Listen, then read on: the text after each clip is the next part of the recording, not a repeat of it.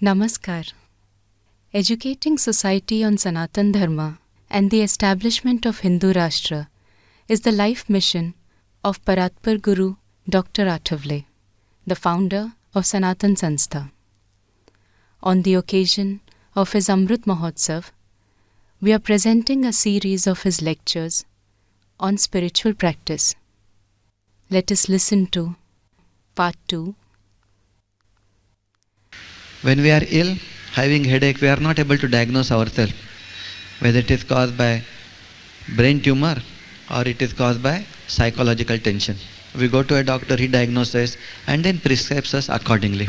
We listen to the doctor, we follow his method of therapy, then we are able to get cured. So exactly like that in spirituality also, we have to listen to somebody.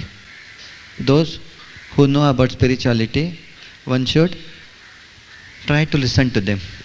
But what is the hurdle there? There are two main obstacles. First of all, we do not come across people who are spiritually evolved. It's not that they are not there. Fortunately, in India, there are thousands of people who can guide us. But unfortunately, we are not ready. We are not able to receive their messages. Why?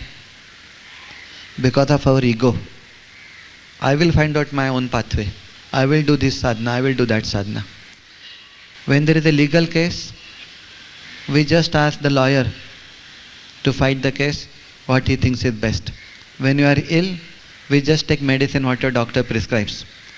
But when there is a major illness of being born again and again, then what happens? We rely on our own intellect. We think that I will make progress on my own. And that is totally wrong. Try to listen to somebody who knows about spirituality, then your progress will be fast. And that is the trick I used. Up to the age of 45, I was living happily in my own field of hypnotherapy. I had done a lot of research. It was appreciated from Australia to America. I used to get many invitations. That was my lifestyle. When I realized limitations of my science, I came to spirituality. Then the only law I kept in mind is, those who are in the field, those who know about it, I will just listen to them. I will forget I am a doctor. Even if I am a doctor, I don't know about TV mechanics. I don't know about how to repair a car. Similarly, I don't know how to make spiritual progress. I will listen to somebody. And if you use this trick, listening to somebody who knows about spirituality, you will find your progress quite rapid. Now why we should have Guru? What is the importance? One point I already explained to you, that they can diagnose us what type of sadhana we should do. If we are lacking in one of the vitamins, A, B, C, D, then doctor tells us, you take vitamin B complex or vitamin C, we are not able to diagnose it. Similarly, there are principles in the universe. Ram, Krishna, Shiva, Lakshmi, Parvati. So which principle we are lacking in, we don't understand. Somebody has to tell us, and gurus have that ability to find out which principle we are lacking. And we don't meet gurus. We are not able to understand who is guru, who is a fake guru, because we don't have that sixth sense. By these eyes we cannot understand whether a person wearing saffron clothes is saint or not. What we hear, from that also we cannot understand. So our Pancha Jnanendriyas, Man and Buddhi, mind and intellect, they are useless in telling us whether a person is spiritually evolved or not. Then what to do? We don't have ability. There are many saints in India who can guide us, but we cannot recognize us. We are a bit skeptical whether this person is real or not. Solution is pretty simple. You just go on following the science of spirituality. Compared to any modern science, spirituality science is the really ultimate. There are no changes in it. In medicine, chemistry, astrology, in every science there are changes. New research is being done all the time. But in science of spirituality, there are definite laws. There are eternal laws. From the beginning of the universe till the end of the universe, they will be just the same laws. No change at all. Because they say the eternal truth.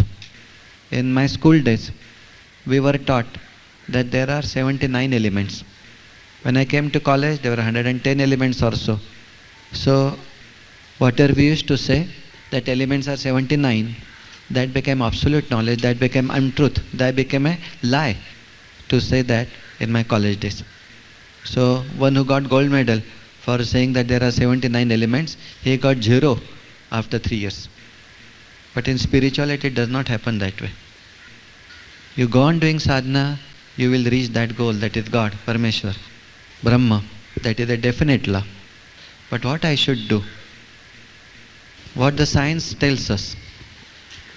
What science tells us is a pretty simple thing. And as we have already seen in Ramakrishna's example, according to level, according to the requirement of a person, the person is guided. So if there is nobody to guide, whatever may be your level, you try to do something which is done by a person in the next stage. So what are the stages? More than 95% of the people are able to do sadhana by bhakti marga, not by karma yoga, not by jnana yoga. People think that I am intelligent, I can go by path of knowledge. I also used to feel like that.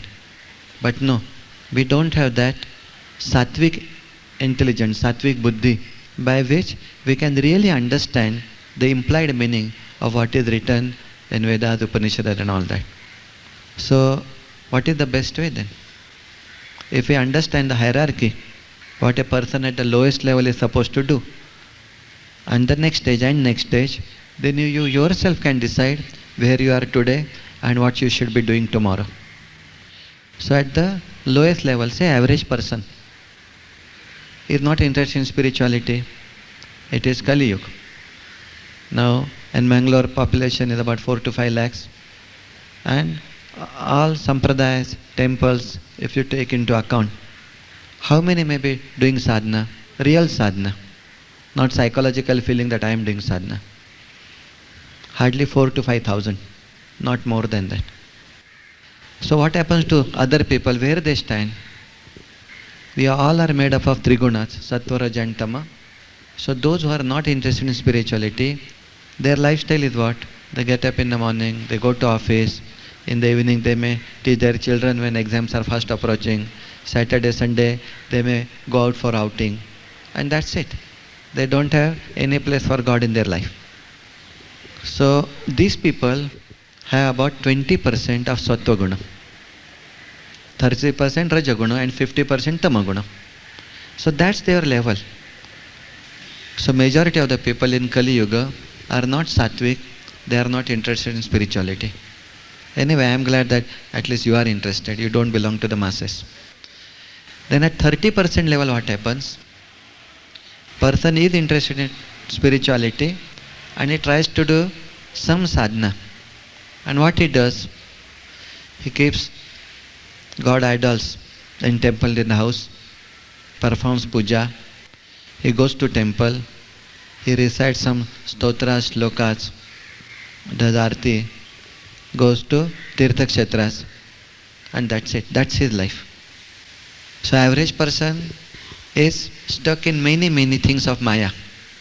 He is interested in wife and children, he is interested in society, some social work, he may be interested in sightseeing, visiting different places, TV, cinema, drama, sports. So average person is interested in many things, many. And ultimately, from seeker's point of view, he has to come to one, because Parameshwar, Brahma is one. There is no duality there. So from many of Maya, a seeker at the level of 30%, he is interested in many things in Adhyatma, like visiting many temples, then reciting many shlokas, stotras, having many idols in his temple in the house. So he is also stuck, but in many sattvic things. So that is 30% wala. That's how his spiritual practice is.